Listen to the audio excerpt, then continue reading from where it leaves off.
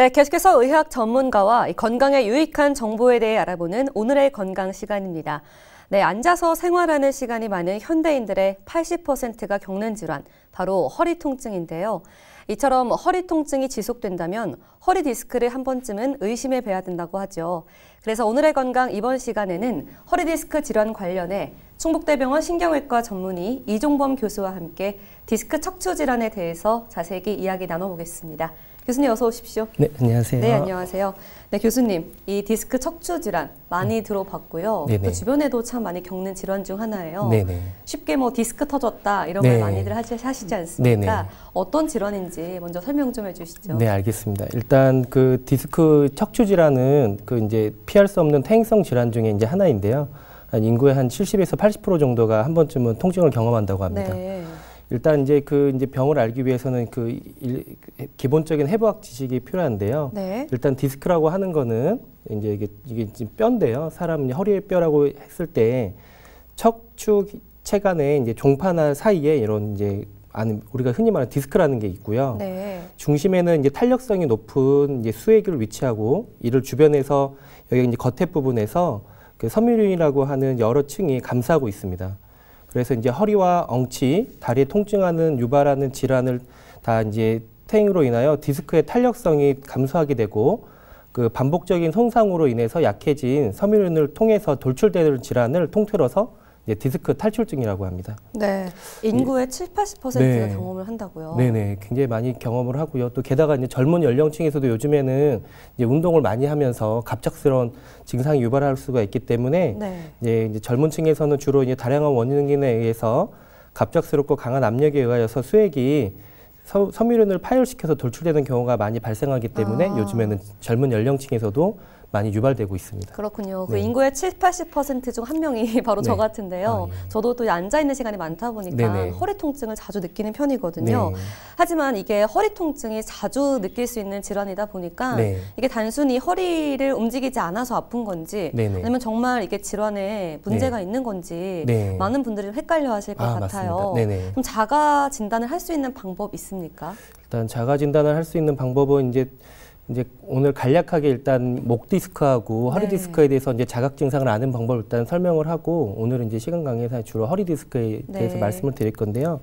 일단 이제 목 디스크 탈출증은 이제 증상이 다양하게 발생합니다. 네. 그러니까 주로 이제 뭐 두통이 발생할 수도 있고, 네. 뭐 어깨에다 아플 수도 있고, 뭐 팔이 저릴 수도 있고, 팔꿈치가 아플 수가 있어서 이제 다양한 증상이 나타나기 때문에 이제 진단이 좀 지연되는 경우가 많고요. 네. 이제 주변 병원에서 한 2~3주간 약물 치료를 해도 호전이 없는 경우에는 이제 정밀 검사를 통해서 목 디스크를 아는 게 확인이 필요한데 네. 이제 자각 증상을 알 수 있는 방법은 고개를 숙였을 때 네. 이제 목에 통증이 심해지거나 아니면 어깨나 팔 쪽으로 이제 빠져나가는 통증이 발생되면 네. 목 디스크를 이제 의심해 볼 수 있겠고요.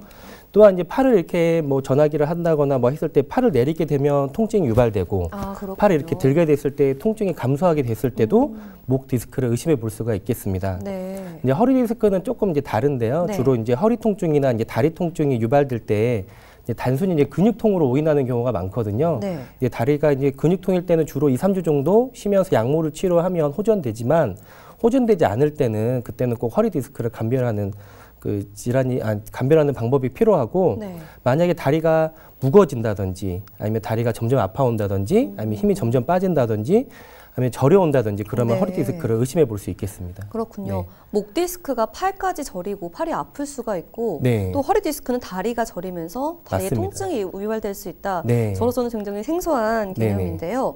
허리 디스크와 증상이 유사하지만 네. 뭐 척추가 이렇게 달라붙는다고 할까요? 이 협착증도 네네. 많은 분들이 겪고 계시지 않습니까? 네.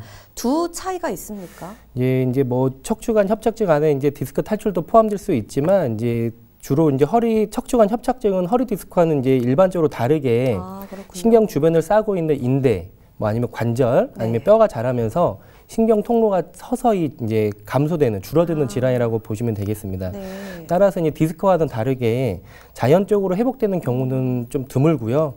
이제 점점 진행하는 병이라고 이해하시면 될 것 같습니다. 네. 이제 가장 큰 차이점은 이제 증상에서도 이제 차이점이 발생을 하는데요. 주로 허리 디스크는 이제 신경근을 누르기 때문에 주로 하지 방사통이 일반적이라면 허리 척추관 협착증은 허리 통증과 방사통도 보일 수 있지만 이제 대표적으로는 만약 걷거나 네. 서 있을 때 다리로 내려가는 뭐 저리고 쥐가 난다거나 네. 뭐 화끈거리면서 시린 통증이 유발되는 신경일성 파행증이 대표적이라고 할 수 있겠습니다. 네. 걸을 때 다리 쪽에 통증이 계속 유지가 된다면은 네. 한 번쯤은 협착증과 허리 네. 디스크를 의심을 해봐야 될 것 같다라는 생각이 좀 드는데요. 네. 이 같은 질환이 생겼을 경우에 제가 알고 있는 짧은 지식으로는 네. 요즘 수술 방법이 참 간편해진 것으로 알고 있거든요. 네. 수술 방법이 좀 어떤 종류가 있고 어떻게 진행이 되는지요? 이제 주로 이제 수술까지 안 가는 방법이 제일 좋겠죠. 그렇죠. 그래서 네. 일단은 이제 초기에는 이제 주로 약물 치료라든지 물리 치료를 병행하면서 네. 최소 한 6주 정도는 이제 기본적인 치료를 시행을 하고요. 이제 그럼에도 불구하고 이제 통증이 호전이 안 됐을 경우 네. 이제 그랬을 때는 뭐 신경 차단술이라든지 그렇죠. 아니면 꼬리표를 통해서 시행하는 이제 신경 성형술을 받아볼 수 있겠습니다. 네. 이제 그럼에도 불구하고 이제 호전이 되지 않을 경우에는 이제 우리가 쉽게 말해서 신경으로 누르는 그 디스크 자체를 제거를 해줘야 되거든요. 네. 이제 디스크를 제거하는 방법은 최근에는 크게 현미경을 이용해서 수술을 하는 현미경화 디스크 제거술이 있고요. 네. 아니면 이제 내시경을 통해서 하는 내시경적 디스크 제거술이 있겠습니다. 아, 그렇군요.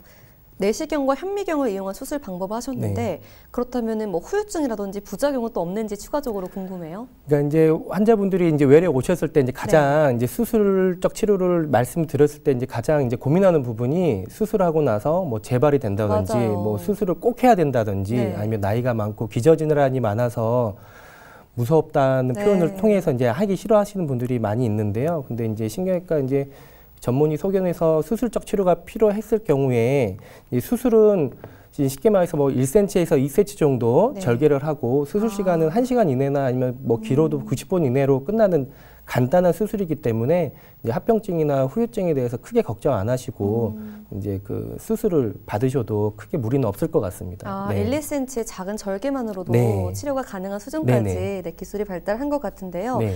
마지막으로 수술과 치료를 병행했을 때 네. 이제 문제는 그 건강한 허리를 유지하는 것이지 않겠습니까? 다시 통증이 생기지 않게 유지할 수 있는 방법이라든지 아니면은 네. 평상시 척추 관리하는 비법 좀 알려주세요. 네, 알겠습니다. 우리가 이제 일상생활 하면서 이제 여러 가지 감염병을 이제 예방하기 위해서는 이제 위생이 가장 중요하잖아요. 네. 똑같이 이제 허리도 척추 위생을 지켜주는 게 가장 중요합니다. 네.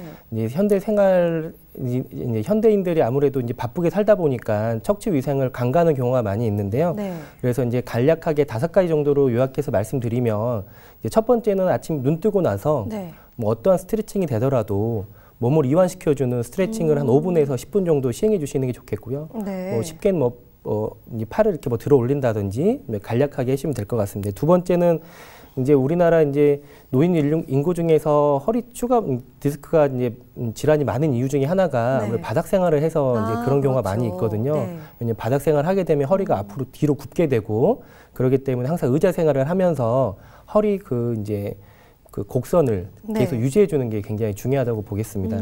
이제 또한 이제 세 번째는 이제 보행할 때도 굉장히 중요한데요. 네.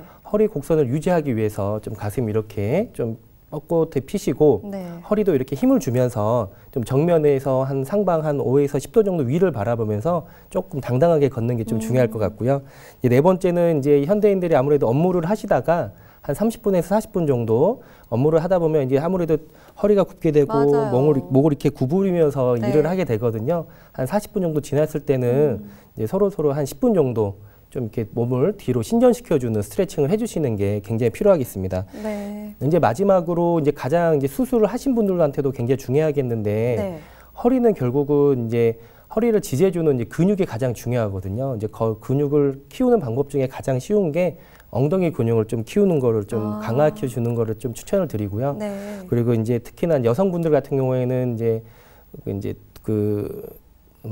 폐경이 되게 되면 네. 아무래도 이제 골다공증으로 가는 경우가 많기 때문에 이제 잦은 야외 활동을 많이 해서 햇빛도 많이 쐬고 칼슘 같은 거를 섭취를 해서 골다공증이나 근간섭증도 조금 예방해 주는 게 척추 위생을 위해서 굉장히 중요하다고 생각이 됩니다. 네, 말씀 들어보니 뭐 앉아있을 때나 걸을 때나 평상시 좀 척추를 신경을 써야겠다라는 생각이 드는데요.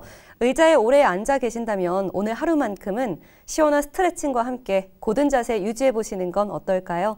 네, 오늘의 건강, 오늘은 충북대병원 신경외과 전문의 이종범 교수와 함께 디스크 척추 질환에 대해서 알아봤습니다. 교수님, 오늘 말씀 고맙습니다. 네, 감사합니다.